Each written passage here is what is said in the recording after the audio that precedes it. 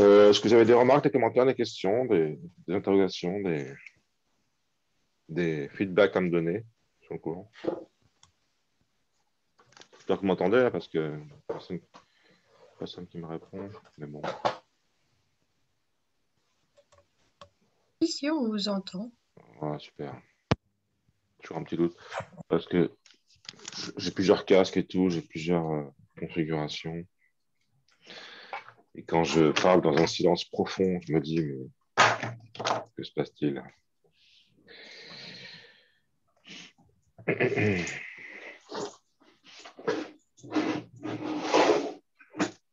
C'est vrai que ça m'aide beaucoup que vous fassiez la salle d'attente parce que j'ai des problèmes de bras et d'épaules et de cliquer sans arrêt, ça me fait des douleurs en fait.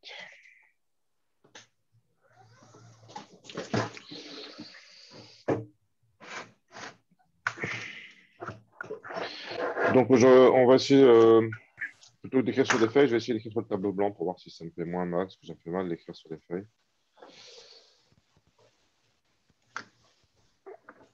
Donc j'aime bien dire ce que je vais faire avant de commencer le cours. On commence la section sur les grammaires. Donc on va aller jusqu'au... On va faire... On va faire donc 10 grammaires.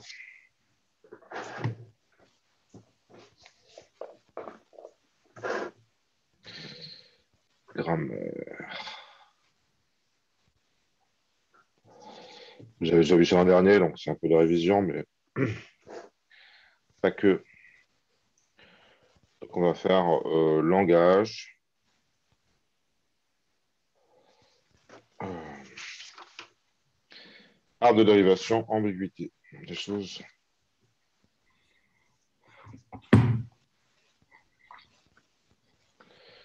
Dérivation et ambiguïté. Bon, un truc de base sur les grammaires. Voilà le programme d'aujourd'hui. Donc une grammaire, ça décrit des langages. C'est inspiré des grammaires de langage naturel. C'est des grammaires formelles qu'on fait. C'est inspiré des grammaires naturelles. Donc, par exemple, quand vous écrivez une phrase comprend un sujet, un verbe et un complément, ben, ça ressemble beaucoup à une grammaire formelle. D'accord? Ça dit que pour obtenir une phrase, il faut un sujet et un complément. Mais les grammaires naturelles sont beaucoup plus compliquées que ça parce que le sujet et le verbe peuvent être inversés dans une interrogation. Et surtout, la différence principale avec les grammaires formelles, c'est que on utilise les grammaires formelles pour euh, ça, c'est naturel, d'accord? Langue naturelle. D'accord, mais quand on fait du formel, on peut réécrire à l'infini. Là, on peut réécrire qu'une fois. Phrase serait écrite qu'une fois, d'accord? Sujet serait écrit qu'une fois, etc. Donc, comme chaque truc serait écrit qu'une seule fois, ben, ça fait des trucs petits. Tandis que dans le formel, il y a des réécritures récursives. On remplace un truc ben, par un autre truc, mais où il y a lui-même, d'accord? C'est comme si j'écrivais une phrase, c'est un sujet, un verbe et une phrase. D'accord? Le truc apparaît à gauche et à droite. Donc, ça peut se réécrire, se réécrire, se réécrire, se réécrire à l'infini. Donc, permet de générer, on peut générer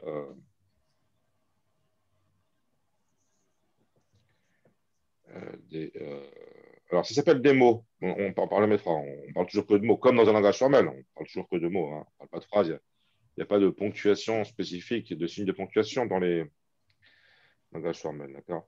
Donc, ça génère des mots arbitrairement. C'est ça la grosse différence. Notez bien on pourrait faire des phrases arbitrairement longues à la naturelle. On pourrait dire je sais que tu sais que je sais que tu sais que je sais que tu sais que je sais, etc. Je me suis amusé à ça, moi.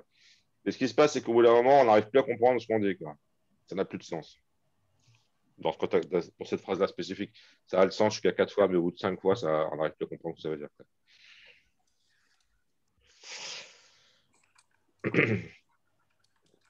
Alors, pourquoi on a besoin de gérer des mots arbitrairement longs? Parce que le but principal des langages formels, vous l'avez peut-être compris, c'est de décrire les programmes, d'accord? Et les programmes, ça peut être arbitrairement long. Ça peut faire 10 lignes, 100 lignes, 1000 lignes, 1 million de lignes, un programme. Il n'y a pas de... Parce que, par exemple, des lignes sont séparées par des points virgules, on peut en mettre autant qu'on veut. Donc, c'est bien normal qu'on puisse générer des choses arbitrairement longues. Alors, qu'est-ce qu'une grammaire? On avait dit, donc ça c'est la définition 14. Quand on parle d'automate, on dit sigma Q delta Q0 F. Un quintuplé. En maths, on aime bien décrire les trucs par des n-uplés, d'accord? Donc, quand c'est 5, c'est quintuplé. Une grammaire, c'est un quadruplé.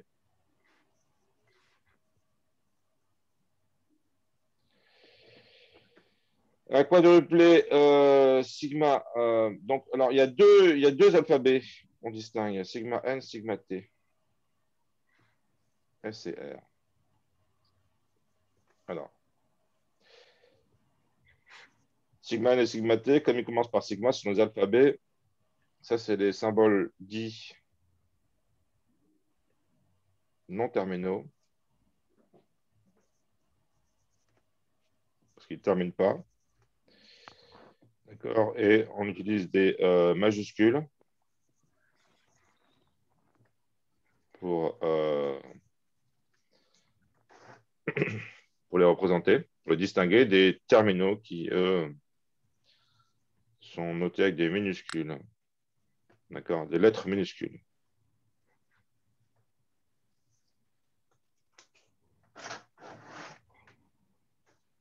Ouais, ça marche bien le tableau blanc. Alors, bon, bah, on pose que l'alphabet total, c'est sigma égale sigma n union sigma t, d'accord?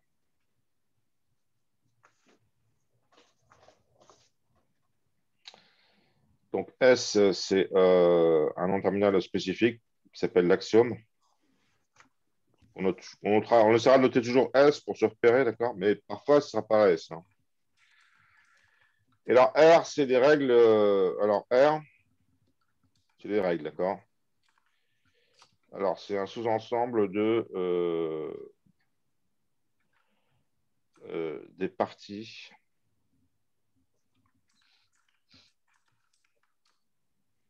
de sigma n croix sigma étoile. Pour le contexte free, d'accord? Ça, c'est le cas contexte free. Ouais, ça, c'est pour le cas hors contexte, d'accord? Ça veut dire quoi? Ça veut dire que ça s'écrit G flèche D, d'accord? D, c'est un mot de sigma étoile. Et G, c'est un nom terminal. D'accord? Ça, c'est une grammaire hors contexte. En anglais, on dit context free.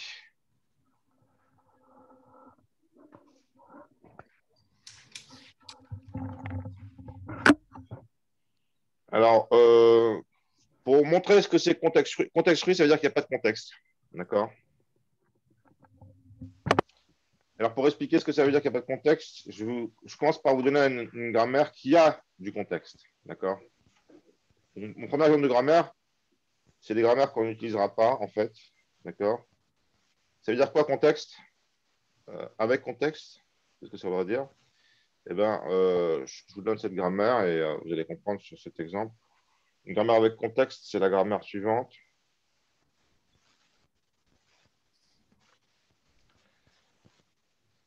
A, S, B, C. Après, on a...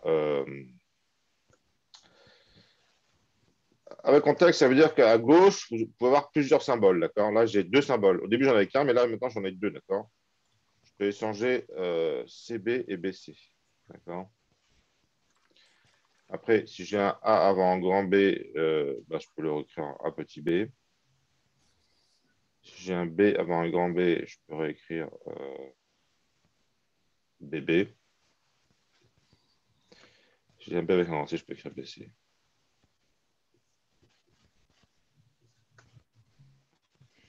Et si j'ai un C avant un grand C, je peux écrire CC. Vous voyez que les majuscules deviennent les minuscules sous certaines conditions, d'accord?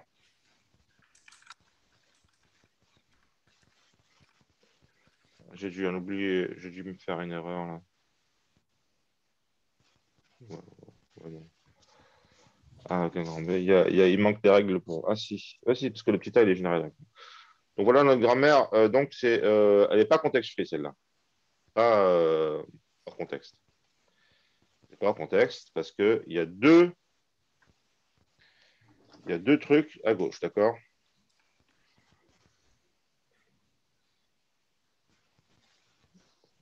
Car euh, la taille du membre gauche est égale à 2 est strictement plus grande que 1. D'accord? Égale 2. Alors, bah, quand c'est pas en contexte, ça offre des possibilités, d'accord? C'est-à-dire que si je veux réécrire, je peux faire ce genre de réécriture. S flèche, alors, A, S, B, C. Alors, juste, ouais, avec les grammaires, on fait de la réécriture, donc c'est la définition d'après. Mais avant de donner des définitions formelles, j'aime bien montrer des exemples. Réécrire, ça veut dire que on parle de l'axiome, on écrit le membre à l'axiome, et puis on isole un nom terminal qu'on souligne à droite, et on le réécrit à son tour. Ça veut dire qu'on va reproduire ce qui est à droite et à gauche, ce qui est à gauche et ce qui est à droite de ce qu'on réécrit. Et après, ce qu'on réécrit, on remet le membre droit associé. Donc S, il se remplace par AS, BC. D'accord? AS, BC. J'ai AS, BC, BC. Et là, je vais appliquer cette règle-là. CB donne BC. D'accord? Ça va me les mettre dans l'ordre. Maintenant, je vais écrire ces deux-là. Je vais avoir j'ai une règle aussi, c'est pas se barrer en epsilon, d'accord? A, A, S, B, B, C, C. Après, je remplace le S par epsilon. Ça fait A, A, B, B, C, C. Et après, je vais pouvoir faire remonter vers l'avant. Parce qu'en fait, je peux remplacer mes grosses lettres par les petites lettres, seulement si elle est précédée d'une petite lettre, d'accord? Le grand B, s'il est précédé d'un petit A, il peut devenir un petit B. S'il est précédé d'un petit B, il peut aussi devenir un petit B, etc. Le grand C, pareil. Donc, progressivement, on va tout petit lettré, si j'ose dire. Donc, ça va faire. Et je souligne le truc que je remplace à chaque fois. A, B, B, C, C, A, B, B, C, C, A, B, B, C, C, A, B, B, C, C. D'accord? Et là, je m'arrête parce que j'ai plus que des terminaux. Les terminaux se réécrivent pas. Enfin, ça veut dire qu'on a un mot du langage. D'accord? Donc, quand on a fait une dérivation comme ça en plusieurs étapes et qu'on arrive à que des terminaux, alors le mot obtenu appartient au langage, d'accord, généré par la grammaire.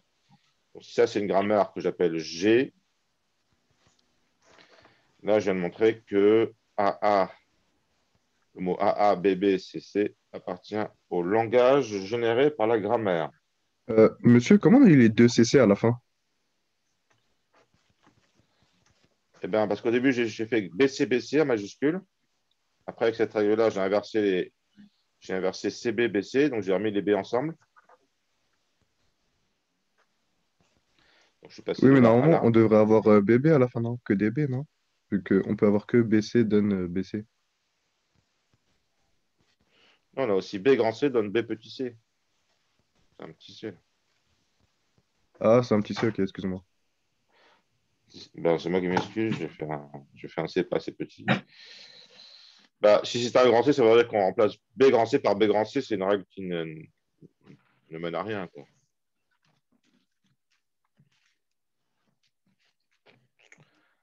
Donc, je vais montrer que A, A, B, B, C, C appartient à L de G. Et plus généralement, je peux aussi montrer que A, B, B, B, C, C, C appartient à L de G. Et en fait, il suffirait que je réécrive une fois de plus le S en S, A, S, B, C, d'accord? J'aurai 3A, 3B, 3C. Les A minuscules, les B, les C en majuscules, puis progressivement, je transformerai en minuscules en mettant d'abord les B ensemble, puis en propageant mon flux de minuscules à droite. Donc, plus généralement, avec cette règle et cette grammaire, je peux montrer que AN, BN, CN appartient que c'est L de G. D'accord? L de G, c'est exactement ces mots-là, d'accord?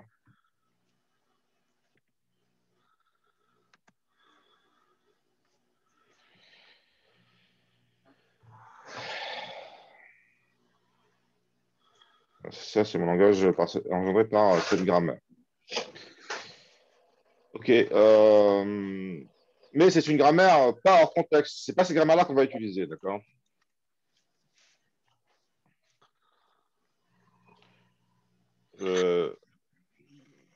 Mais c'est une grammaire.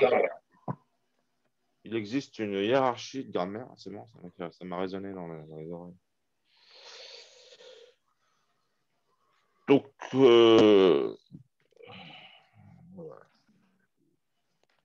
Dis-moi, comment est-ce que vous avez donc maintenant, je passe. enlevé Oui, je le... passe. Comment vous avez enlevé le S à la troisième étape? Parce que S, il peut se réécrire en SB ou en epsilon. Ça, c'est une notation compacte pour Ah, écrire deux d'accord. règles, en fait, hein. Je peux aussi écrire S flèche epsilon, d'accord. Mais au lieu d'écrire deux règles, comme ça, j'écris une barre. D'accord. Ça permet d'écrire une grammaire plus compacte. Non, mais vous excusez pas, hein. OK. Donc, maintenant, puisque j'ai fait un exemple, je vais pouvoir donner les définitions. J'efface le tableau blanc, ça marche.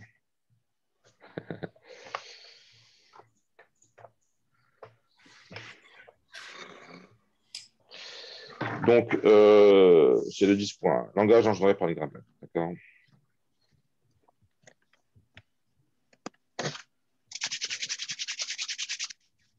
Il y en a un qui a fait son tableau blanc aussi derrière. Donc, on réécrit, on remplace une occurrence d'un membre gauche. J'en ai plus.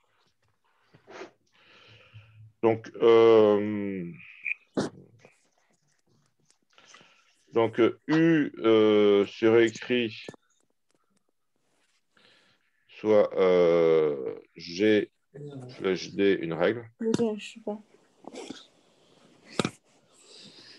U se réécrit en V via cette règle. Si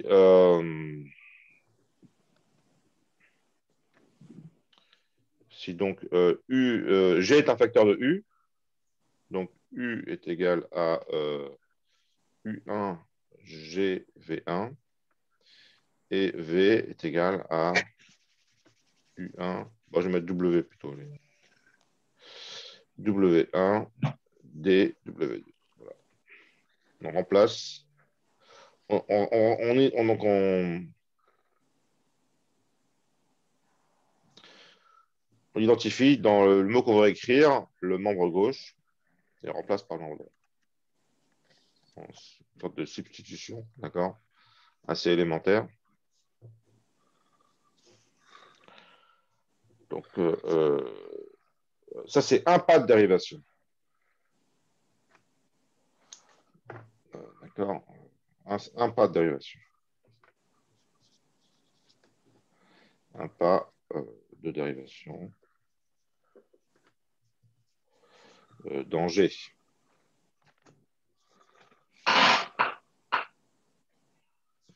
D'accord.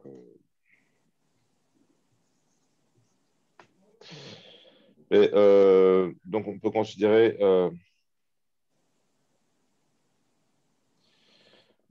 la clôture, on appelle aussi fermeture, fermeture plutôt que clôture, mais c'est pareil, c'est deux mots qui sont un peu identiques, fermeture et clôture.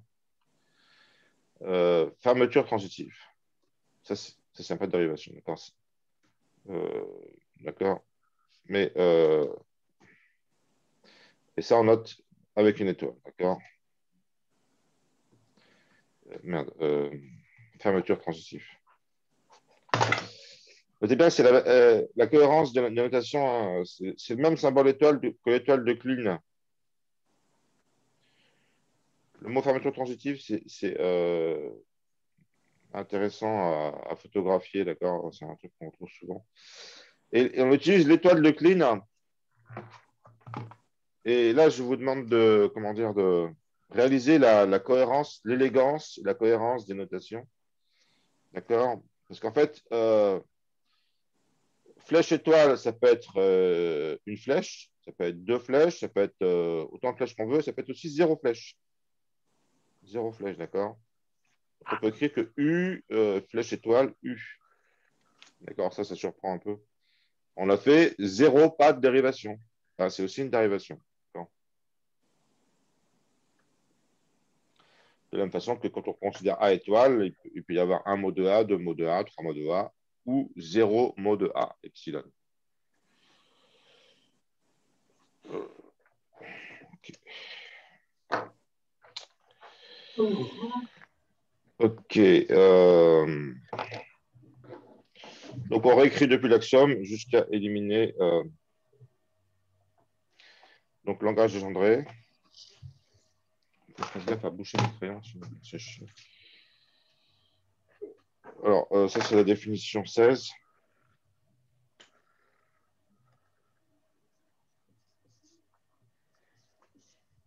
Donc, si. Bon, ça, c'était la définition 15. Je ne l'ai pas écrit, vous l'avez dans le cours, d'accord. D'un pas de réécriture. On commence par définir un pas de réécriture. Et après, plusieurs pas de réécriture. Définition 16, c'est le langage engendré par une grammaire. Si on considère une grammaire sigma n, sigma t, s et r, ben, langage engendré par cette grammaire, c'est l'ensemble des mots appartenant à former juste deux terminaux. Une fois de plus, c'est un ensemble d'écrits en compréhension, tel que qu'on peut dériver depuis l'axiome. D'accord? Encore une fois l'étoile. W.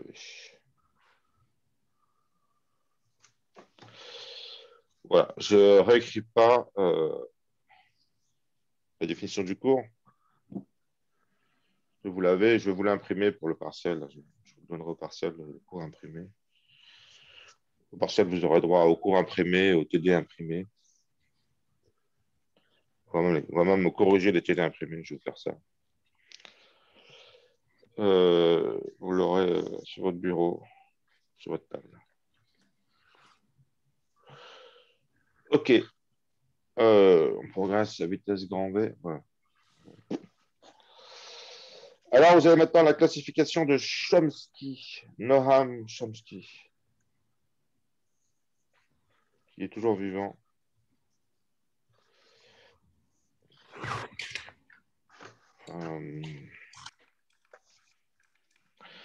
Donc, il y a trois types de grammaire.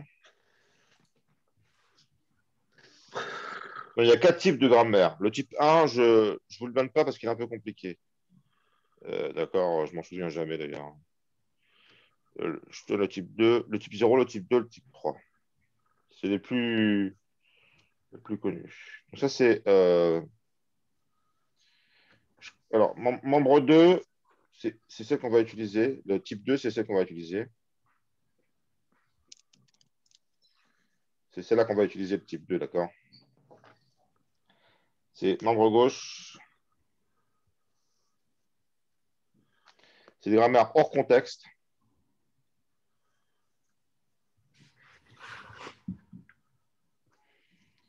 Et ça veut dire membre gauche appartient.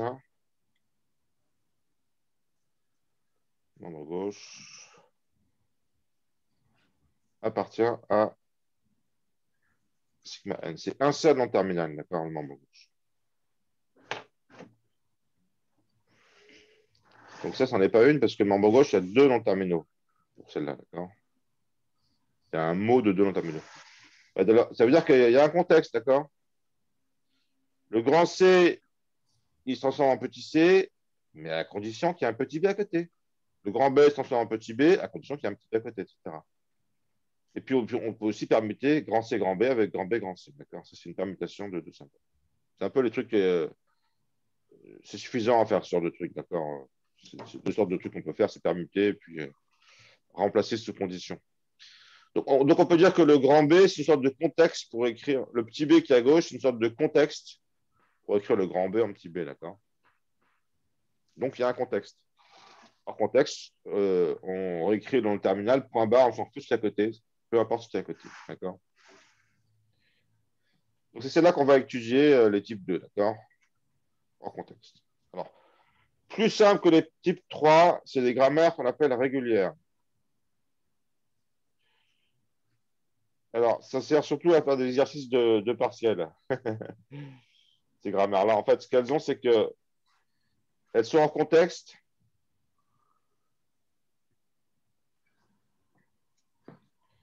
Plus hors contexte, plus elle vérifie que le membre gauche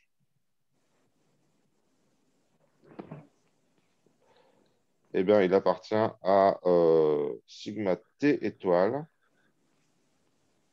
sigma n. Il y a un seul nom terminal qui est à la fin. Toujours un seul nom terminal à la fin, d'accord?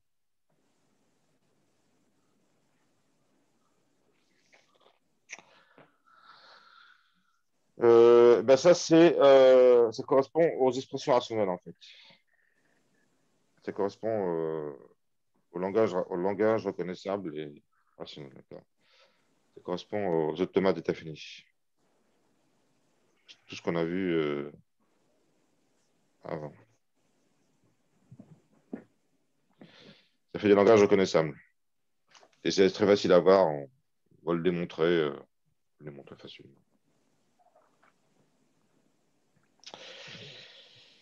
Et donc, il y a le type 2 hors contexte, qui est vraiment le truc intéressant, parce que c'est suffisamment contraint pour qu'on puisse faire des choses de façon automatique, reconnaître des mots, construire des arbres de dérivation. Et c'est suffisamment pas contraint pour qu'on puisse, suffisamment expressif, on va dire, pas contraint, c'est-à-dire expressif, pour qu'on puisse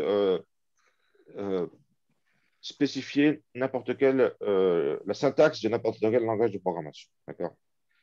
De plus, hein, comme j'ai déjà dit, ce qui est important, c'est de pouvoir générer les mots qui représentent des programmes.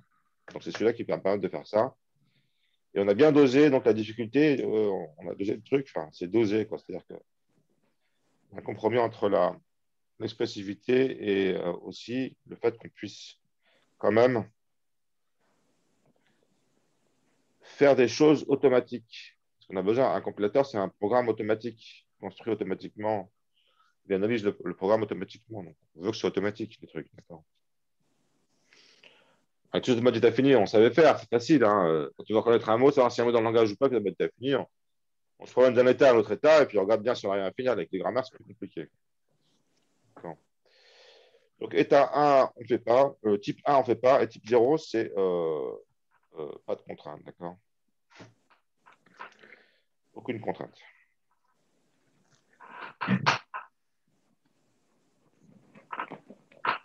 Donc ça, on peut dire aussi contexte dépendante.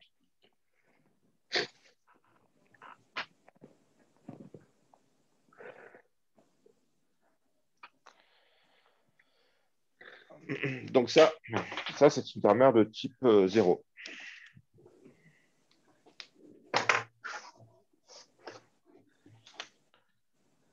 Et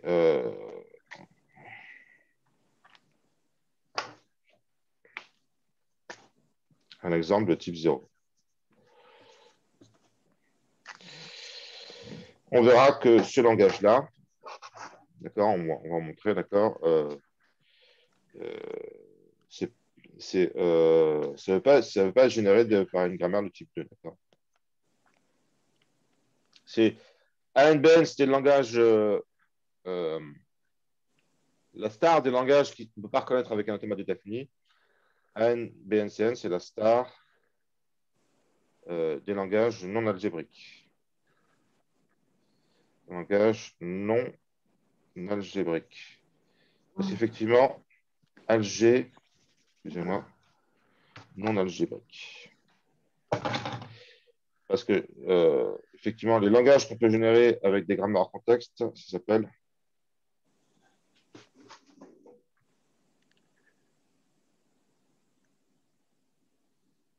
les langages algébriques. D'accord, donc ça c'est le reconnaissable.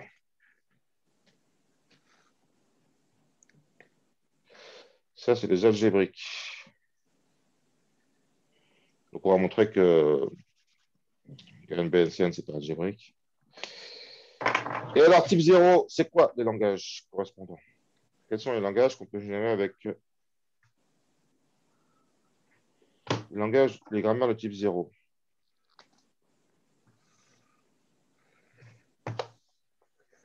J'ai déjà dit à l'intro de mon cours, hein, c'est tous les langages calculables.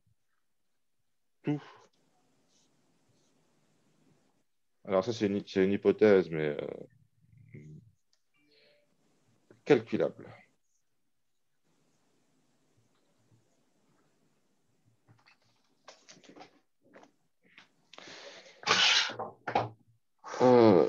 Donc c'est drôle, hein, donc je répète ce que j'ai dit au début du cours parce que ça a le coup de répéter. Ça, alors oui, avant ça, j'explicite un peu ce que ça veut dire que langage calculable. Ça veut dire qu'on va pouvoir générer les mots avec un programme. Ou on va pouvoir savoir s'il y a un mot dans le langage avec un programme. Un programme écrit dans votre langage de programmation préféré. Ça peut être Java, ça peut être C++, et ça peut être aussi un truc plus élémentaire qu'on verra à la fin du cours, ça s'appelle les machines de Turing. Alors ça, c'est simplement une façon essentielle de programmer. Essentielle, c'est-à-dire la plus élémentaire qu'on puisse penser. D'accord?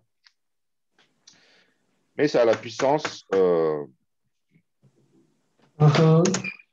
Oui. On va durer un ami. Allez là, J'ai dans la couille. C'est enfantin.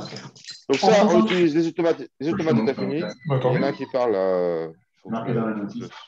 T'appuies sur une seconde sur la... Une seconde sur ton téléphone. Une seconde sur ton télécommande. Une seconde, Ouais. ça suffit. T'as 0 si S'il vous ça plaît, coupez votre micro, s'il vous plaît, parce que... Positionnement, ça fait bip, et ça marche. Quentin, t'es pas mute. Voilà, c'est ça, merci. Je l'aurais repéré, mais ça prend du temps. OK, et donc là, c'est les automates d'état fini. Et donc maintenant, on va s'intéresser à cette ligne-là, là, dans cette partie du cours, hein, les langages hors contexte, générés par des grammaires hors contexte, langage algébrique, d'accord? On va faire tout ça, nous. Langage algébrique. Et il s'est reconnu par les automates à pile. Donc, nos automates, on va leur adjoindre une pile et ça va permettre de reconnaître les langages qu'on spécifie avec une grammaire hors contexte. D'accord? Grammaire régulière, automate d'état fini. Grammaire hors contexte, automate à pile, langage algébrique. Grammaire contexte dépendant, n'importe quel langage, machine de Turing. C'est un schéma très simple. C'est la classification de Chomsky. Donc,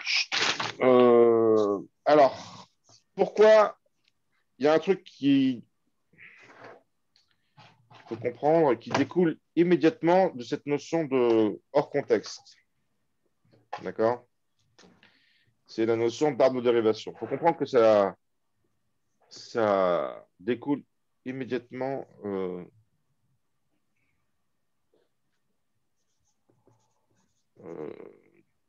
de la propriété d'être hors contexte.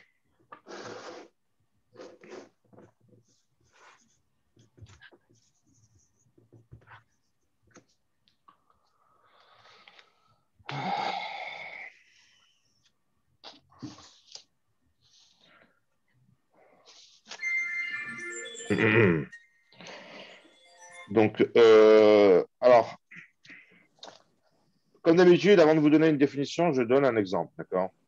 Donc, je vais vous donner une grammaire et je vais faire une dérivation dedans. Je vais montrer sur l'exemple c'est quoi l'arbre de dérivation.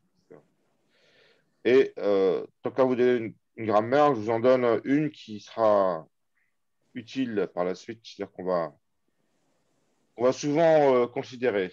Pourquoi? Eh bien, parce qu'elle est utilisée pour dériver les expressions arithmétiques. D'accord? Donc, l'alphabet des terminaux, on va prendre les signes arithmétiques, les parenthèses. Puis on va prendre deux trucs qu'on note avec deux lettres pour changer, id et trois lettres const. D'accord? Donc, c'est un alphabet de 1, 2, 3, 4, 5, 6. 6 lettres. Hein. Bizarrement, j'appelle ça des lettres exprès pour vous choquer un peu, d'accord? Id, c'est une lettre, const, c'est une lettre du point de vue de l'alphabet, d'accord? Bien que ça s'écrit de trois lettres, d'accord? Ok? C'est pourquoi? Ok. S'il vous plaît, on vous entend là, on vous entend, s'il vous plaît. Ok. Et puis, pour les non-terminaux, je prends juste un simple symbole que j'appelle E pour expression. D'accord? Et je considère la grammaire suivante. On peut écrire E par un identificateur. Id, ça représente un identificateur. Une constante numérique. Ou bien la somme de deux expressions.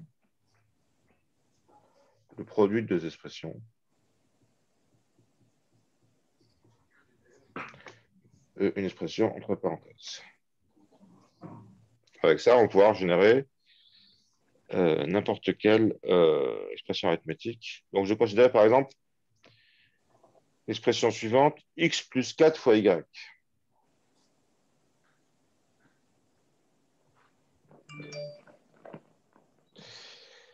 Vous voyez, entre parenthèses, hein, il y en a 3-4 pour leur micro allumé, hein, je le vois là, même plus. Hein, il doit y en avoir un 10. Et le système supporte ça. Hein, donc, en fait, on entend le petit bruitage, on entend. C'est sûr que quand les mecs commencent à parler à voix haute très fort, ça dérange le cours, mais sinon, ça ne dérange pas le cours. Vous voyez, ouais. Donc, c'est possible de laisser son micro allumé pendant la TD, c'est ça que je voulais dire. Donc, x plus 4 fois y. Alors, ça, c'est ce que vous écrivez quand vous êtes devant votre ordi. Il y a une phase d'analyse lexicale. Donc, que vous avez vu en pile l'an dernier, qui va dire ah, mais x, c'est un identificateur. D'accord, 4, c'est une constante numérique. Y, c'est un indicateur. Donc, en fait, après cet étage, ce que vous allez voir, c'est x plus constante fois id. Id plus constante fois id. D'accord. Donc là, vous comprenez d'un seul coup pourquoi ici, j'ai ce id et ce const. D'accord. Ça surprend au début. Il faut comprendre que c'est un nom terminal qui représente tous les identificateurs possibles pour id et toutes les constantes numériques possibles entières pour const, pour CTE. D'accord. Alors maintenant, si je veux dériver ça, comment je vais faire?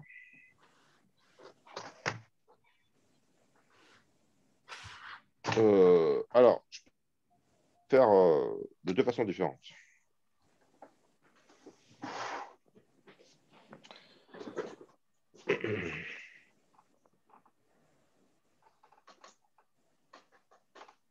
Alors, je vais faire des dérivations de droite ici, vous allez comprendre ce que ça veut dire, d'accord?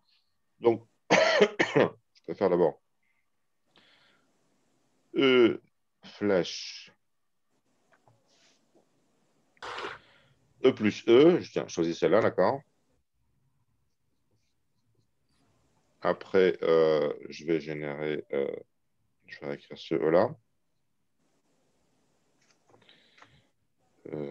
Flèche E plus E fois E. Après, je réécris cela. E plus E fois id. Après, je réécris cela. Mais à chaque fois, je souligne le E que je réécris. Hein. E plus const fois id. Et finalement, je réécris celui-là. Alors, excusez-moi. Id plus const fois id.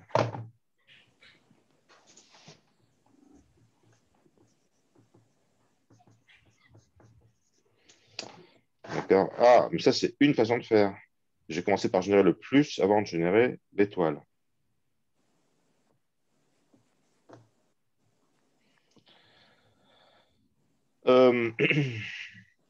J'aurais pu faire le contraire, commencer par générer l'étoile avant de générer le plus. Donc, j'aurais pu faire cette autre dérivation.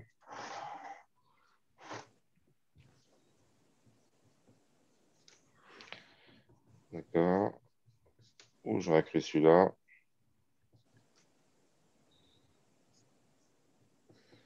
Et ensuite, je génère E plus E.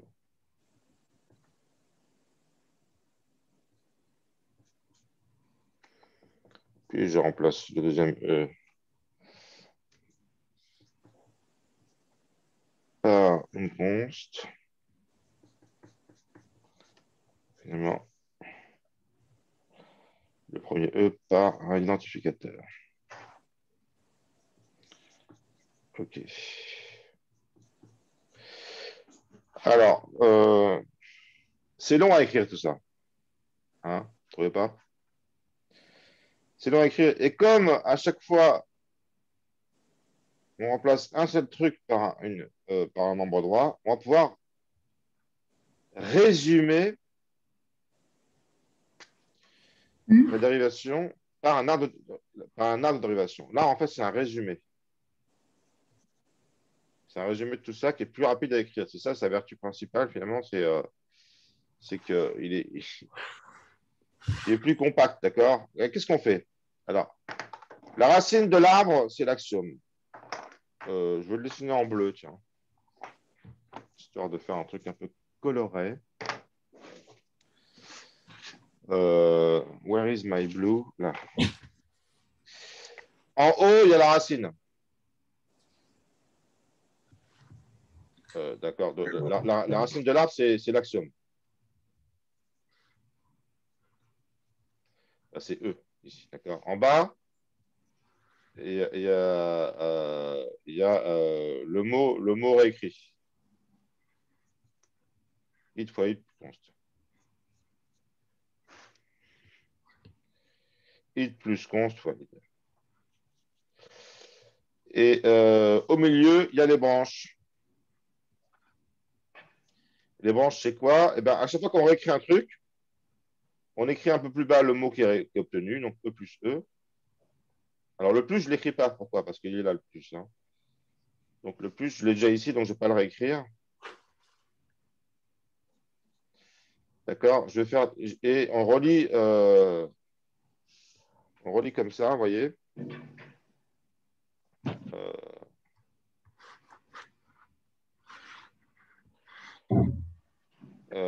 Ça, c'est une façon de faire. Pour ici, je ferai une autre façon de faire. On repart le plus en bas. Mais le truc qu'il faut voir, c'est que, qui est important, c'est que on écrit E plus E, le truc qui est écrit, d'accord, dans l'ordre. Hein, E plus E. D'accord. Et je continue comme ça. Donc ensuite, alors je vais peut-être enlever ça, sinon ça ne va pas être très clair.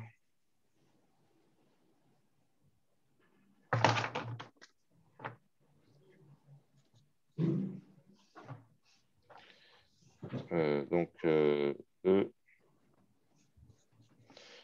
Donc ensuite, ce E-là, il devient id. Paf. Ah non, non ce E-là, il fait E fois E.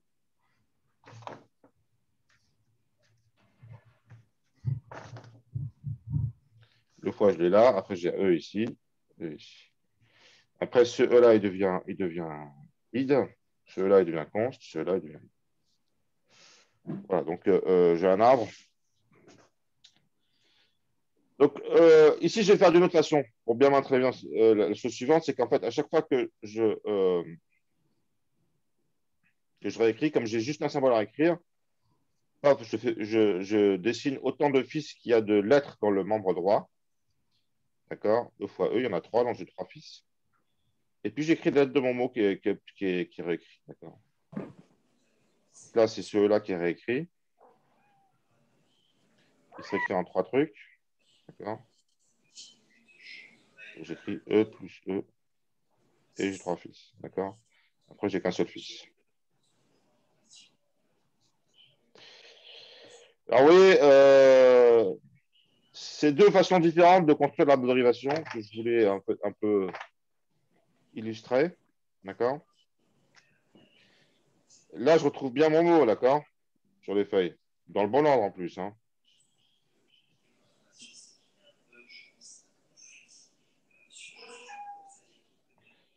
Donc là, j'ai privilégié, pédagogiquement, j'ai privilégié le fait que quand on. Il y a un petit chat là.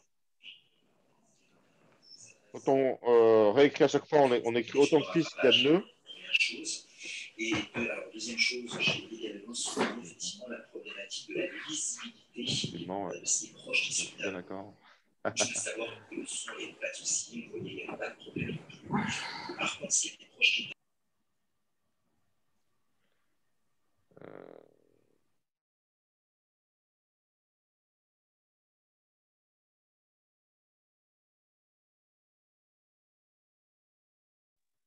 Voilà. Au grand mot, les grands moyens. Donc, ici, j'ai. Donc, la méthode pour enlever les bruits, c'est faire mute all, mais après, de remettre le micro sur moi.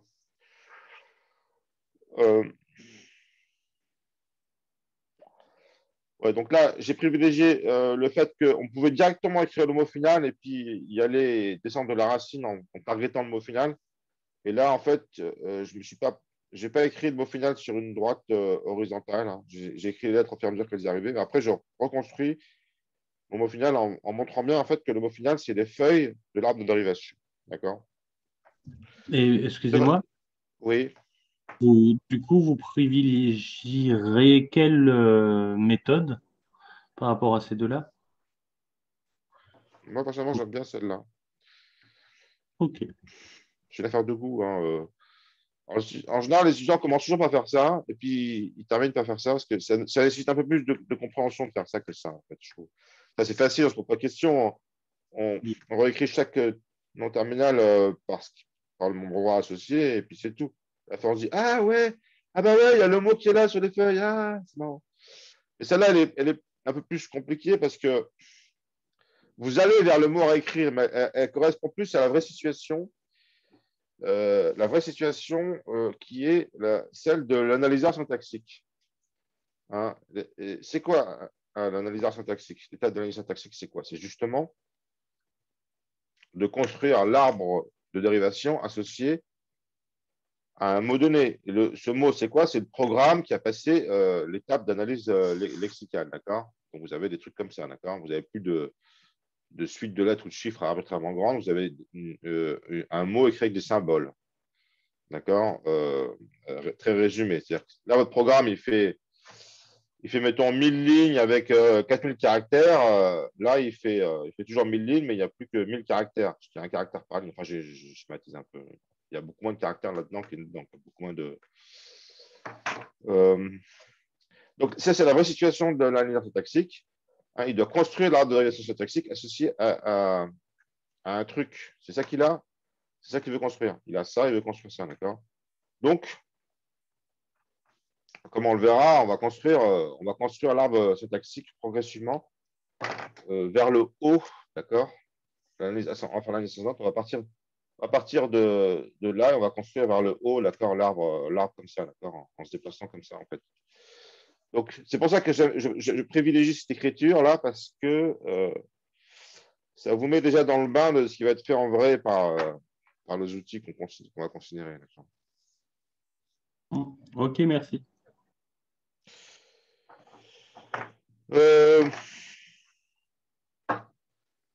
Alors, Alors, faut bien garder à l'esprit que c'est l'intérêt, un des intérêts. Enfin, il y a plein d'intérêts dans ce truc-là. D'abord, il faut comprendre que si on peut construire la dérivation, c'est parce que c'est hors contexte. Donc, il y a juste un machin. S'il y avait deux machins, ça n'irait pas, d'accord. Il n'y aurait pas juste un père aux trois fils, il y aurait deux pères, ce serait le bordel, quoi. Et il fait qu'il y a juste un père pour tous les fils, et hop, on le relie à ses fils. Ça fait un arbre, une structure simplissime. Donc, cette dérivation, il joue vraiment un rôle central pour tout, en fait. Hein. Alors, le premier truc que je dis, c'est qu'il résume la dérivation, qui est assez longue à écrire. Il la résume de façon très élégante. Le deuxième truc, c'est qu'il a une structure simple sur laquelle on peut raisonner. Le troisième truc, c'est que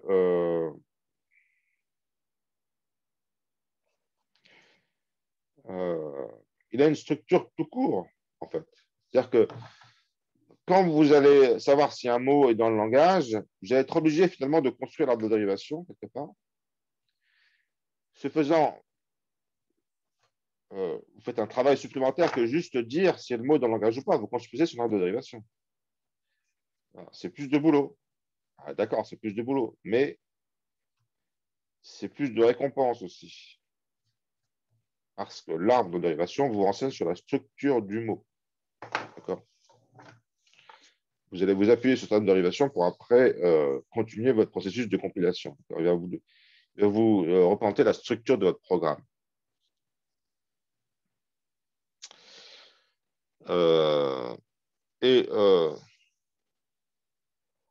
Le troisième truc, c'est bon, alors, c'est la définition du ciel, je ne vais pas la réécrire. En fait, j'ai des problèmes d'épaule, je ne vais pas trop écrire trop vite. Pendant de nombreuses années, j'ai passé mes cours à écrire à 100 à l'heure des définitions qui étaient déjà dans le cours. Maintenant, au bout d'un moment, je me suis dit, mais ça va, quoi. Je les mets dans le cours, je n'ai pas besoin de les réécrire au tableau. Dans le cours, c'est la définition 17 de l'arbre de dérivation, d'accord. Vous l'avez compris. À la limite, je pourrais la relire si vous voulez. Mais... Donc, étant donné une grammaire G, les arbres de dérivation de G sont les arbres avec la racine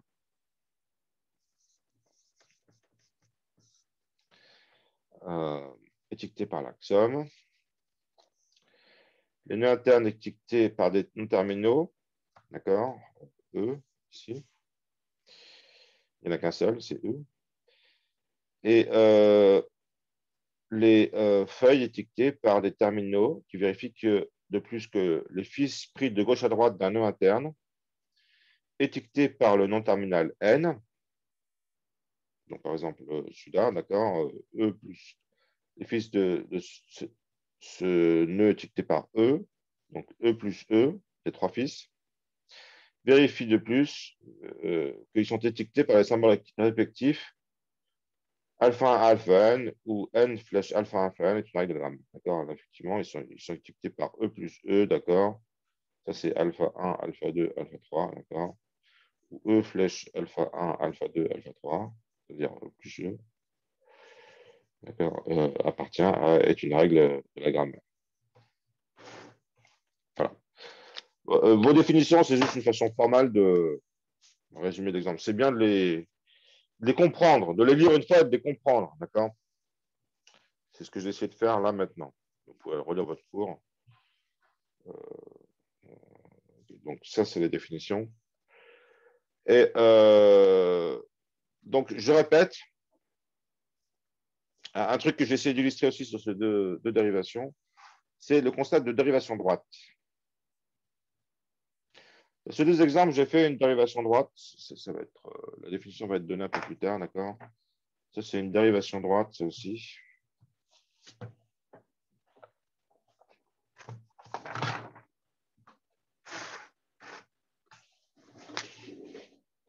Une dérivation droite. D'accord. Et ça aussi, c'est une dérivation droite.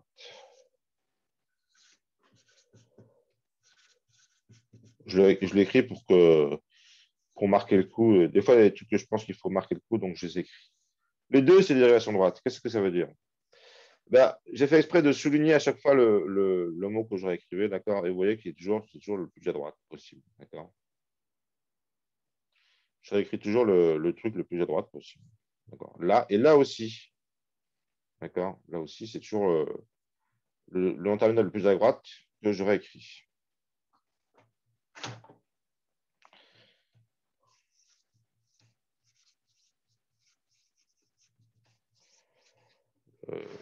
Toujours.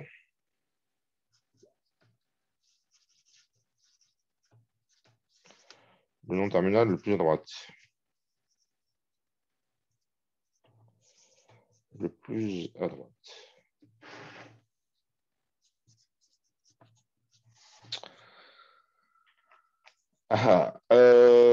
Mais j'aurais pu réécrire dans un autre ordre. Hein. J'aurais pu faire la même dérivation, d'accord, au lieu de, par exemple, au lieu de faire ce E-là devenir un id et ensuite ce E-là devenir un const, j'aurais pu faire le contraire. D'accord, j'aurais pu dire, bah non, c'est ce E-là que je vais réécrire d'abord, il va devenir id, celui-là il reste E, et c'est celui-là qu'après qui devient const, d'accord. J'aurais pu interchanger les deux. Ça veut dire que alors, il faut bien remarquer, c'est que cet arbre de dérivation, il reste toujours valable même si je fais les dérivations dans un autre ordre, en fait. Ça va représenter toutes ces dérivations. Donc, pour un arbre de dérivation donné, il correspond plein de dérivations possibles en changeant l'ordre. Donc, c'est une autre vertu de l'arbre de dérivation, c'est qu'il résume plein de dérivations possibles, juste qui sont obtenues juste en changeant l'ordre. Alors, vous pouvez changer l'ordre, mais vous pouvez aussi changer plus que l'ordre. Bien, vous comprenez qu'entre ces deux dérivations, ce n'est pas seulement un truc d'ordre qui change. Et c'est bien la raison pour laquelle les arbres sont distincts. Ici, les deux arbres de dérivation, ils sont distincts. D'accord ? Vous avez vu ça. Hein, il faudrait que je les réécrive propres pour se rendre compte. Mais grosso modo, ici, on fait E plus E. D'accord ? D'abord. Et là, on fait E fois E d'abord. Du coup, pour la dérivation d'en haut, en fait, si on considère l'arbre de dérivation, ici, le const est regroupé avec le id. Const fois id. C'est-à-dire que là, le const, il est regroupé avec le plus. Là, il est regroupé avec le multiplié et là, avec le plus. D'accord ? Au niveau de l'arbre.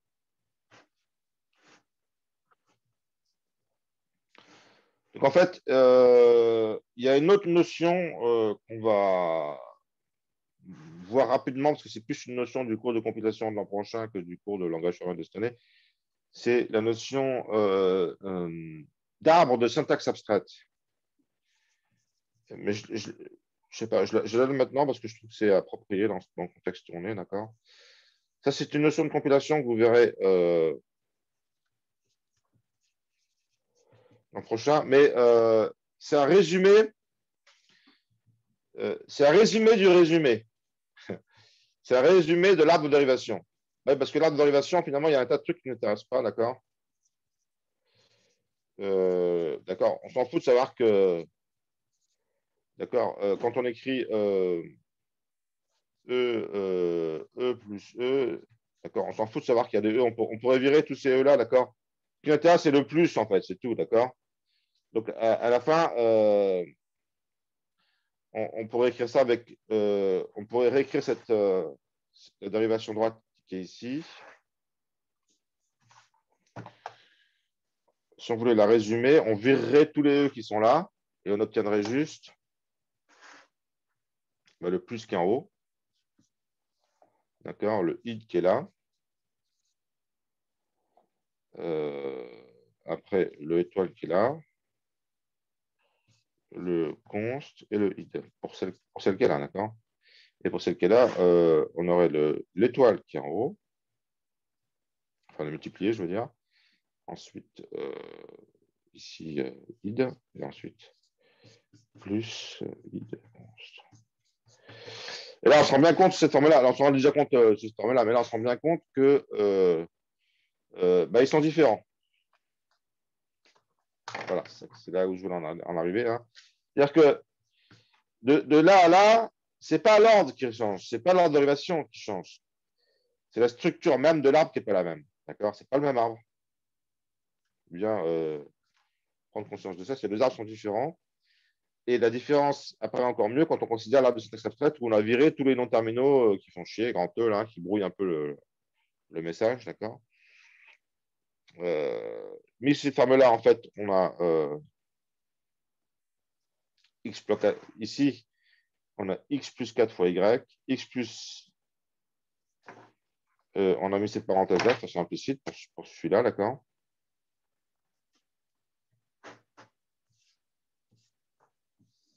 Celui-là, c'est x plus 4 fois y, tandis que celui-là, c'est x plus 4 fois y. Celui-là, les parenthèses, ils sont ici. D'accord? C'est x, ils sont regroupés avec celui-là. On a donc deux arbres de dérivation possibles. Avec cette grammaire, d'accord? Et bien, on dit que c'est ambigu. Donc, c'est le 10.3. La définition 10.3. D'accord.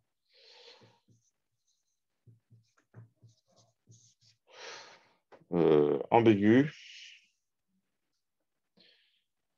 Ambigu, ça signifie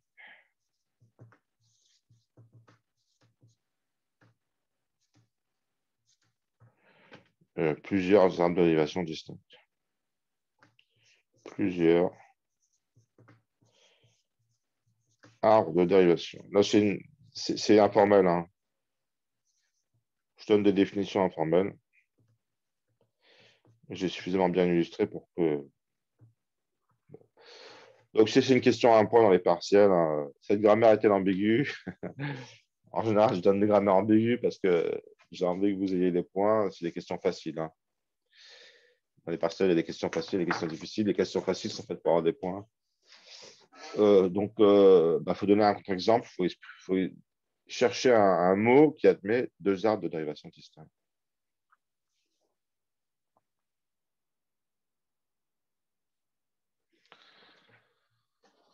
On peut se poser la question, lequel arbre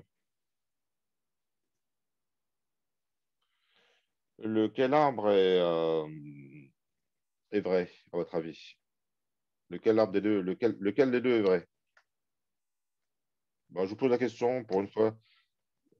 Ça peut arriver en cours que je pose des questions. Maintenant, c'est plus marrant.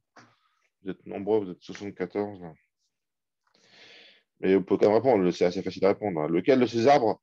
On a envie de choisir lequel de ces deux-là. Vous avez compris que vraiment, ça va impacter sur la sémantique, sur le sens de l'expression. Laquelle elle est bonne? C'est celle-là ou c'est celle-là qui est bonne? Donc, je pose la question, est-ce que c'est La première. celle-là qui est la première? Voilà, c'est la première parce que... Merci. Donc, le multiplier associe plus fortement, d'accord? C'est la première qui est bonne. Donc, celle-là n'est pas bonne.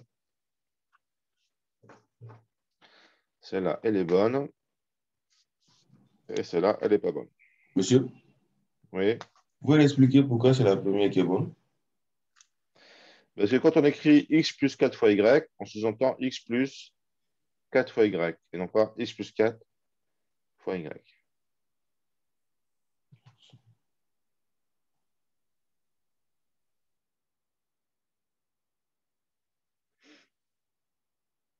Ça va?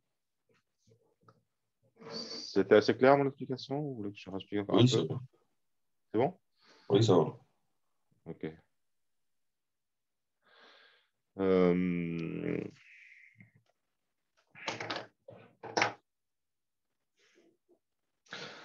Alors, voilà, où j'en étais de mes prérégressions. Ouais.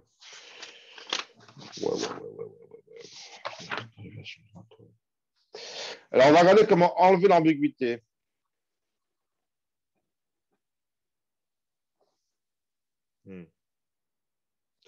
Mais avant ça, si c'est correspond à des exos qu'on va faire en TD, mais avant ça, je vais finir de dire ce que j'ai à dire sur les dérivations droites. Donc, j'ai dit tout à l'heure, ça, c'est une dérivation, c'est des dérivations droites, tout ça. Donc, dérivation droite, c'est la définition 19, on écrit le plus à droite, toujours.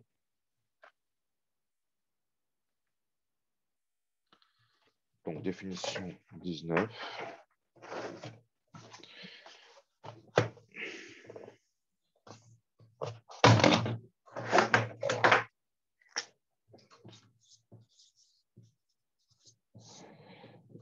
Dérivation droite.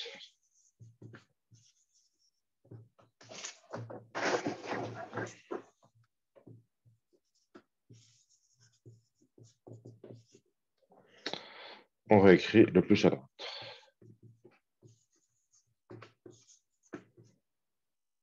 Le non terminal, le plus à droite. D'accord. Et puis on a aussi une dérivation gauche.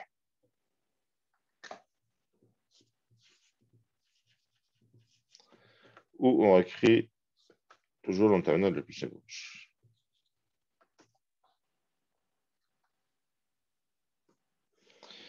Alors, dérivation droite, ça correspond à un parcours droit. Parcours droit de l'automate. Regardez. En fait, on construit l'arbre. On descend d'abord à droite. On écrit celui-là. On écrit celui-là. On arrive là. On écrit ça. On arrive là. Après, on descend là. Pareil. C'est pareil. Hein. On descend là. On descend là. Après, on descend là. Après, on descend là. On descend toujours le plus droit possible dans l'arbre. D'accord. C'est un parcours. Ça correspond à un parcours droit de l'arbre. À gauche, ce serait le contraire. On parcourrait plus la gauche.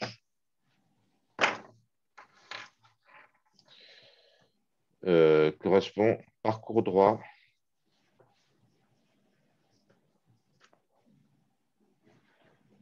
Alors, c'est un parcours en profondeur d'abord. Parce qu'on descend en profondeur d'abord. Ça s'appelle comme ça. Hein. Depth first. Et droit. C'est-à-dire qu'on descend, on descend toujours dès qu'on peut. On explore le plus profondément possible. Et après, on revient et après, on continue. D'accord. Droit pour dérivation droite, gauche pour dérivation gauche.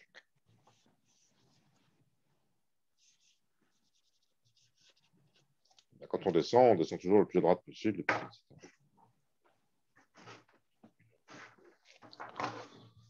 Ok. J'ai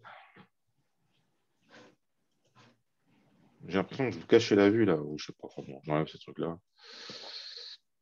Ah non, non, je vous cachez pas la vue.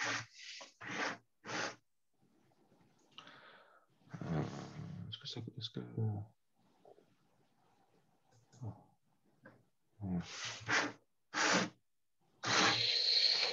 Ok, donc ça c'est donc la propriété de la fin de la page 12. Hein. Donc ambigu avec plusieurs arbres de dérivation. On peut dire aussi, puisqu'à chaque dérivation correspond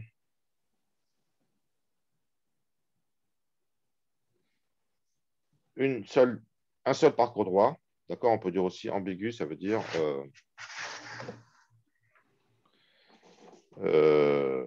plusieurs dérivations droites.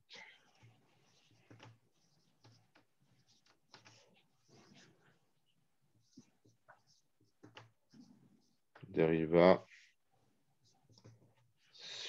droite.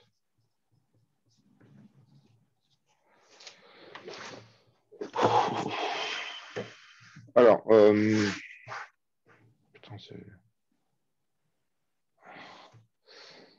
vachement grand, il est vachement grand mon écran. Parce que... voilà, je préfère comme ça. Ok.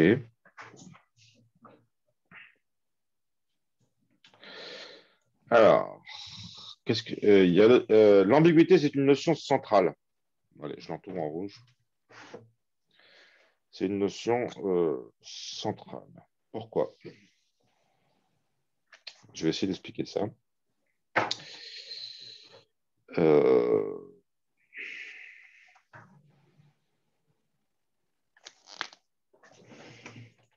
Je prends ma souris pour effacer. Ma souris ressemble à une brosse. Ben, dans le monde des automates, on avait la notion de non-déterminisme. On va retrouver toujours cette notion, en fait. Hein. On avait une notion de non-déterminisme qui nous interpellait un peu, d'accord?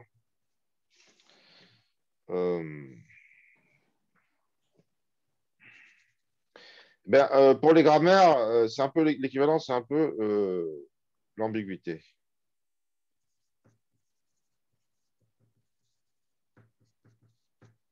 D'accord? C'est un peu l'équivalent du non-déterminisme automate pour les grammaires, ambiguïté. Pourquoi?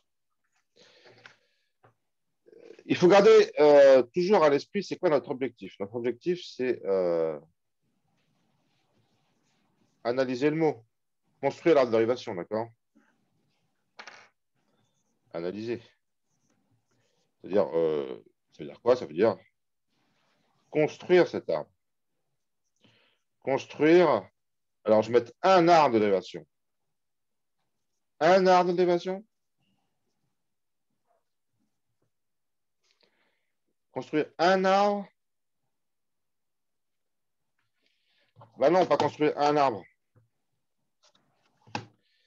Parce que si on a plusieurs, a priori, il n'y a aucune raison qu'on en construise un plutôt que l'autre. Ce qu'on voudrait, c'est construire, non pas un arbre, mais le arbre de dérivation. D'accord? Le arbre, non pas un arbre.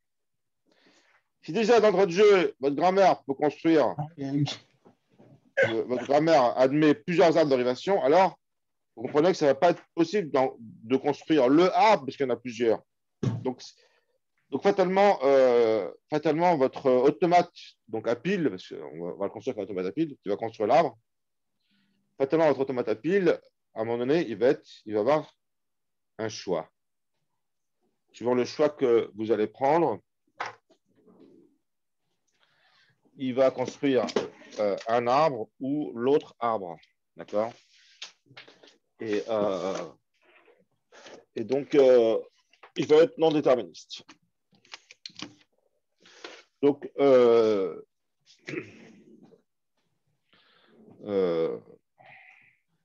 l'ambiguïté, on n'en veut pas. D'accord? Parce que l'ambiguïté, si d'entrée de jeu, vous démarrez avec une grammaire ambiguë, d'accord, on ne pourra pas. On ne pourra pas s'ambiguer.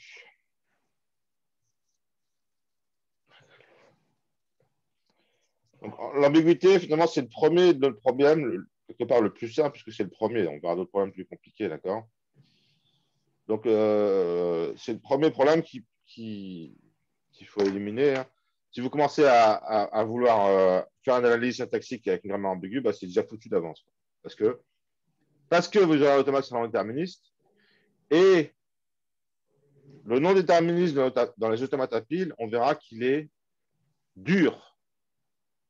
Il est dur. On ne peut pas se ramener à un truc déterministe comme on pourrait faire avec l'automate du TF. C'est carrément foutu dès le départ. Ce n'est pas le même langage. D'accord? Les langages, on ne peut pas déterminiser un automate à pile. Donc, s'il y a un non-déterminisme, c'est foutu. À tel point que quand il y a un non-déterminisme, on dit qu'il y a un conflit. D'accord? Il y a un conflit.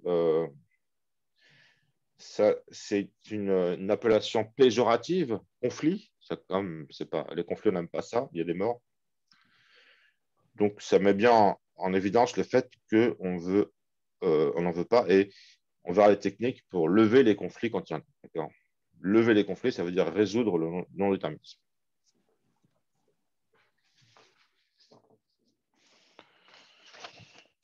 Alors, comment enlever l'ambiguïté? Donc, dans ce cas de figure, il y a deux méthodes possibles. Donc, je vais montrer comment est-ce qu'on peut enlever cette ambiguïté maintenant. J'efface tout ça. J'ai fait attention à laisser sur mon tableau les trucs dont je n'ai pas besoin. D'accord. On veut virer cette interprétation. On veut garder celle-là et on veut virer celle-là. D'accord. On fera l'exercice en TD, là, tout de suite, là. Mais il y a deux techniques pour virer l'ambiguïté.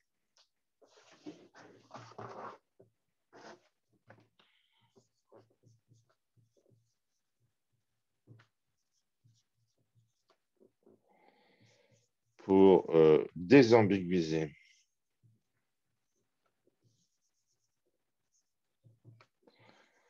Désambiguiser. D'accord. Il y a le bricolage.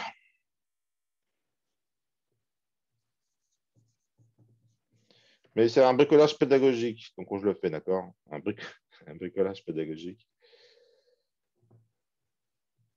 Pédagogique.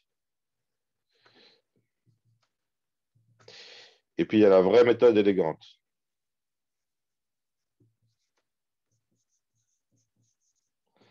La vraie méthode, c'est celle qui est utilisée en pratique. Donc, on voit les deux parce que ça, c'est un prétexte pour manipuler les grammaires. Et ça, c'est le vrai monde. Donc, c'est quand même bien de savoir ce qui se passe en vrai, d'accord. Donc, le bricolage pédagogique, ça consiste à introduire d'autres noms terminaux.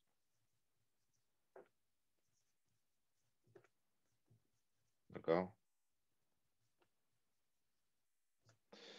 On fait souvent ça dans les grammaires, donc c'est bien de savoir faire comme ça, d'accord.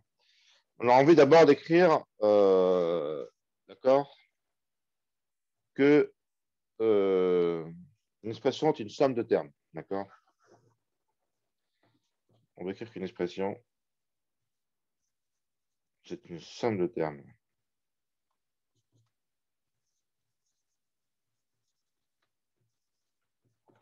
Et ensuite, on ira chercher. Ensuite, on dira qu'un terme, c'est un produit de facteurs. Mais ensuite seulement. Ensuite. Donc, une expression E, c'est d'abord une somme de termes. Donc, on va écrire E slash E plus T. T, c'est un terme. D'accord. Après, on va écrire qu'un terme, c'est un produit de facteurs.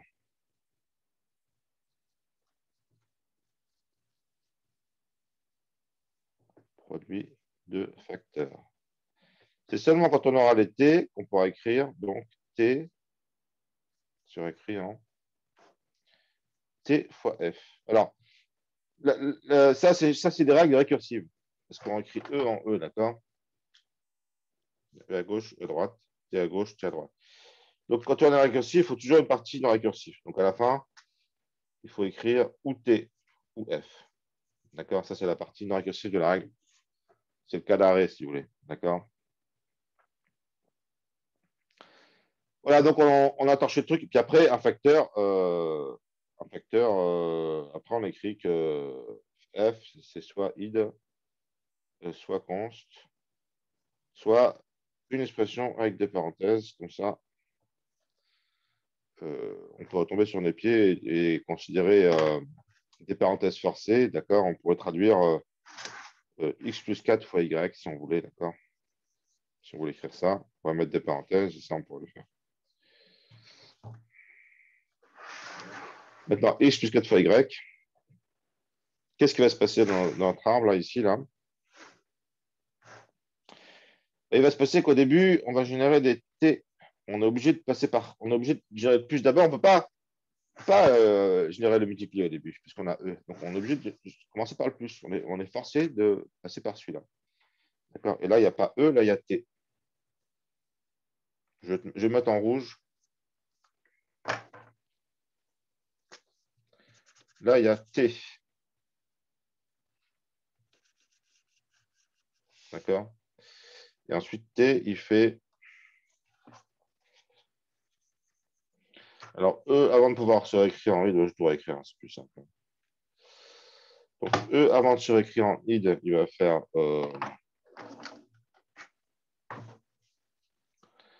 il va commencer par voilà, un T, et après, il va faire id.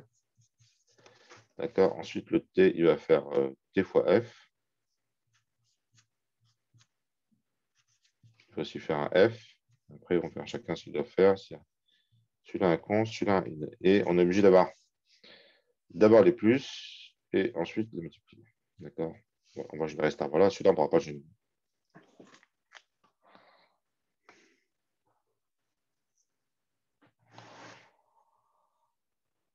OK. Donc, en TD, on fera aussi avec le moins, le soustraire, tout ça. Enfin... Et ça, c'est du bricolage. Ça marche, hein, mais pourquoi on appelle ça bricolage? Là, parce que vous imaginez bien, quel que soit le langage de programmation que vous considérez, il y aura toujours des expressions arithmétiques. C'est un truc de base, hein. On a besoin de faire des calculs, on a besoin d'expressions arithmétiques. C'est présent dans tous les langages. Dans Java, dans C, dans C++, dans Python, dans ce que je sais, d'accord? Eh bien, depuis le temps que ça existe, les compilateurs, on a quand même inventé une méthode pour faire ça de façon plus élégante. Pourquoi plus élégante? Ben, plus naturelle. Naturelle, d'accord.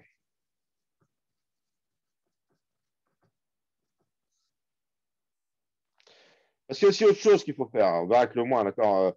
Il y a aussi autre chose, c'est que le moins est associé à gauche, d'accord. Quand vous écrivez x moins 4 moins y, c'est égal à x moins 4 moins y, d'accord. C'est pas égal à x moins 4 moins y, d'accord. Ça fait pas le même résultat, ça. Hein. Donc, là aussi, il faut des règles, d'accord. Et en fait, donc ça, c'est les règles d'associativité. Là, ce qu'on a vu, c'était les précédences. Donc, il y a deux choses. Il y a désambiguïser, ça veut dire les précédences. C'est ce qu'on vient de voir, d'accord. Précédence. Précédence. Donc, multiplier plus grand que plus, d'accord. Associativité. Associativité, d'accord. Moins associé à gauche.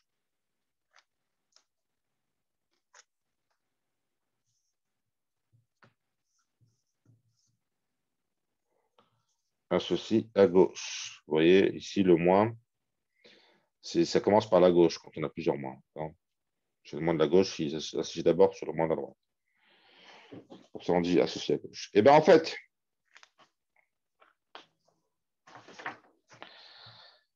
comme on fait ça souvent dans n'importe quelle collaboration, on a envie, en fait, ce qu'on a envie, c'est carrément d'écrire ça au niveau. On a envie d'écrire ça, d'accord. On a envie d'écrire un truc que ça va ça. On a envie d'écrire ça.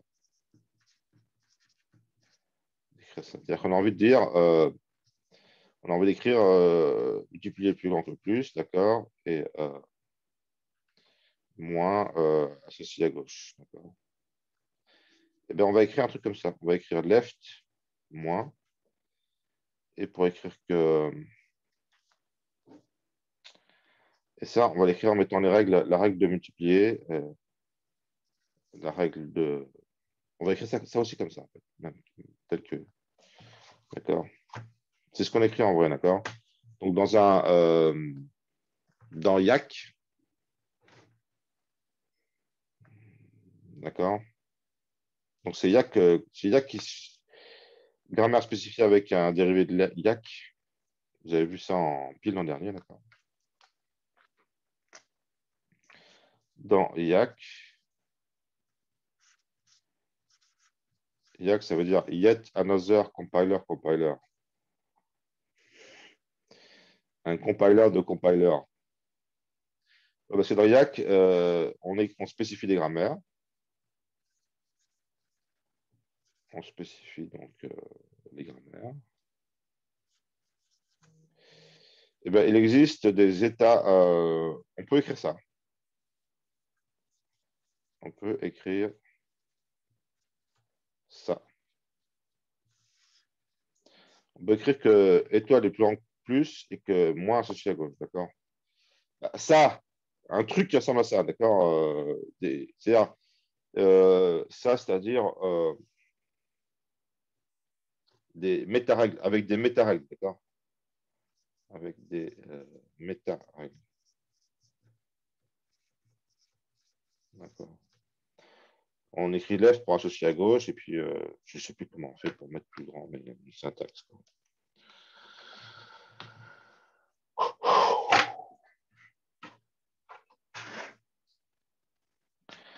Et alors, ce qui est sympa, c'est que dans le cours, on verra comment nous, on va être en mesure d'avoir une compréhension suffisamment fine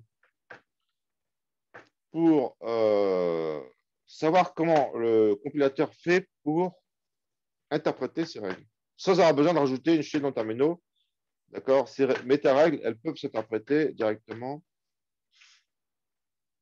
au niveau de l'automate à pile qu'on construit. C'est-à-dire qu'en fait, le non-déterminisme de l'associativité et des précédences, l'ambiguïté générée par ce truc-là, génère un non-déterminisme qui peut être solutionné, donc génère des conflits qui peuvent être levés, d'accord, en privilégiant une transition sur une autre. En gros, c'est ça. Hein. Quelque part, dans votre automate à pile, il y aura deux transitions en conflit possibles. Il y aura un choix entre deux. Et lever le conflit, ça voudra dire mettre au point une stratégie pour choisir. Une stratégie déterminer le truc. Dire ah ben non, finalement, cette transition-là, je ne vais pas la prendre. Je vais prendre juste celle-là. Parce que je sais que c'est celle-là qui va me donner la précédence du multiplié sur plus, ou l'associativité de moins à gauche, d'accord? Et comme ça, je vais juste construire l'arbre de dérivation qui correspond à l'interprétation que je vais avoir de l'expression arithmétique, etc.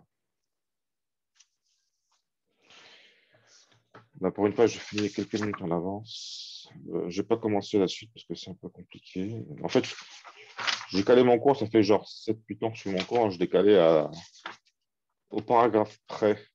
Je sais exactement ce qu'il faut que je fasse chaque cours. Pareil pour la TD. Vous pouvez lever un tout petit peu votre feuille, s'il vous plaît. Oui. Voilà. Merci.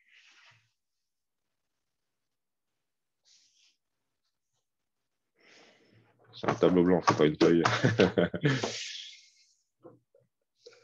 Bon, il y a quelques minutes pour les questions. Là. Je peux donner les questions.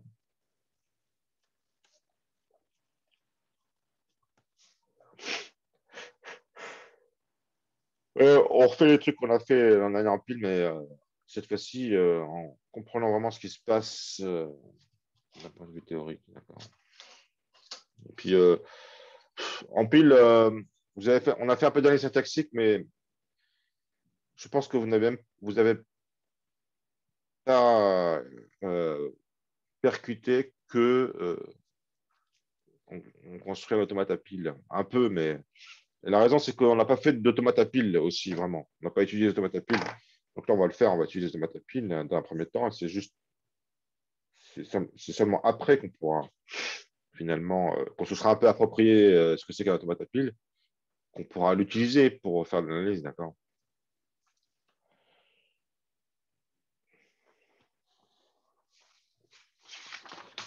Donc, la prochaine fois, on va faire le même schéma qu'on a fait pour le langage. On va nettoyer et résoudre des problèmes de décisibilité similaires. Et puis après, on va voir l'analyse lexicale. Ça permet de... je vous signale au passage, un truc important, c'est que vous avez un devoir à faire à la maison. D'accord, vous pouvez commencer à le faire déjà dès maintenant si vous souhaitez. Sinon, vous risquez de le faire pendant les vacances. C'est...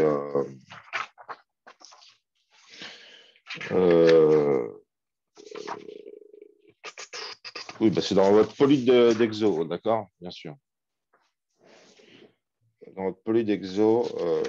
Alors, faites gaffe, le poly d'exo, hein, celui qui est sur ma homepage, c'est celui de l'an dernier et je ne l'ai pas encore changé. Il faut prendre celui de cette année qui est sur le campus. Hein. Donc, il y a un projet pour le mardi 16 mars.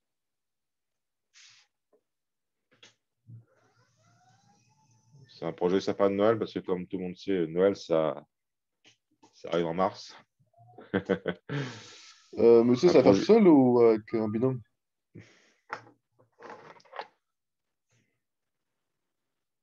Le projet est à faire en binôme. Il peut être fait seul. Alors, vous le scannerez. Non, vous devez le scanner. Ouais.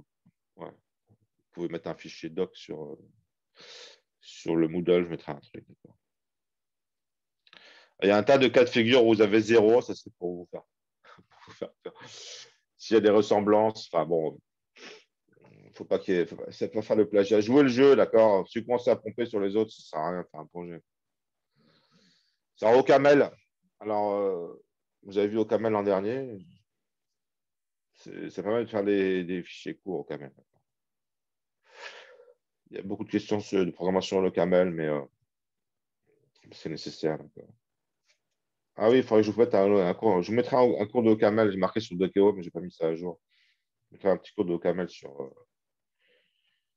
le campus. Donc, si parmi vous, il y a des étudiants qui n'ont jamais fait OCaml, ben, mettez-vous en binôme avec quelqu'un qui a déjà fait OCaml. Si vous êtes deux membres de binôme à part OCaml, c'est mal barré, quoi. Donc, le but du projet, alors, les projets, c'est assez facile quand même. Hein. Je vous demande, je ne sais pas, moi, un après-midi de boulot, hein, ce n'est pas un vrai projet. Le but du projet, c'est les gens qui bossent un peu sur le projet. Bon, d'abord, le but du projet, c'est bien sûr de mettre le focus sur un point du cours. D'accord?